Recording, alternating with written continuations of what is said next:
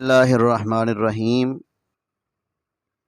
آج کے درس میں یوم عرفہ یعنی 9 ذوالحج کے دن کی بات کرتے ہیں۔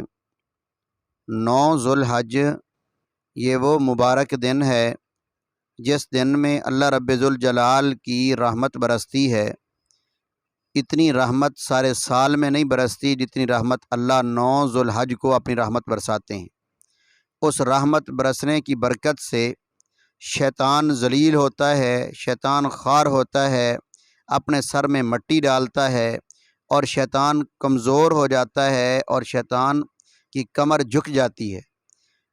اس صدمے سے اس کی کمر جھکتی ہے کہ میں نے سارا سال محنت کر کے لوگوں کو غلطیوں پر، گناہوں پر آمادہ کیا اور ان کو میں نے غلط راستوں پر چلایا، اللہ کی رحمت برسی جس کی وجہ سے سارے گناہ ان کے معاف ہو گئے۔ یہ مبارک دن اللہ نے مجھے اور آپ کو نصیب فرمایا۔ اللہ ہم سب کو اس دن کی قدردانی نصیب فرمائے۔ تو اس دن کے اندر 4 اعمال کرنے کا حکم آیا ہے۔ پہلا کام فرمایا کہ عرفہ کے دن کا روزہ 2 سال کے روزوں کے برابر ہے، 2 سال کے گناہوں کا کفارہ ہے۔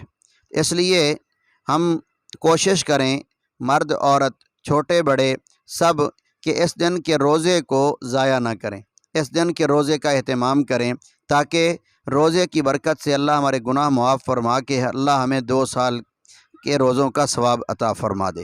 دوسرا عمل ہے یوم عرفہ کے دن دعا ربنا آتنا فی الدنیا حسنۃ وفی الآخرۃ حسنۃ وقنا عذاب النار، اس دعا کا اہتمام فرمائیں۔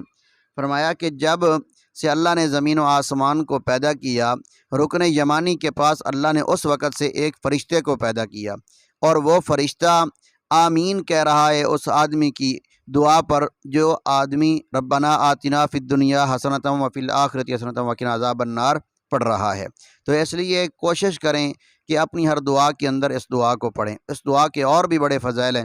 بہرحال تیسرا عمل یہ ہے کہ اس دن نوافل کا اہتمام فرمائیں۔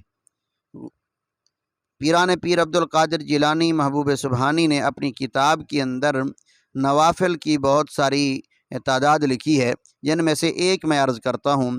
فرمایا کہ جو آدمی 2 رکعت نماز نفل پڑھے اور ان کے اندر ہر رکعت کے اندر سورۃ فاتحہ 3 مرتبہ اور ہر مرتبہ بسم اللہ سے شروع کرے اور ولضالین تک ختم فرمائے، اور اسی طرح فرمایا کہ فاتحہ کو 3 مرتبہ پڑھنے کے بعد پھر قل یا ایھا الکافرون اس کو بھی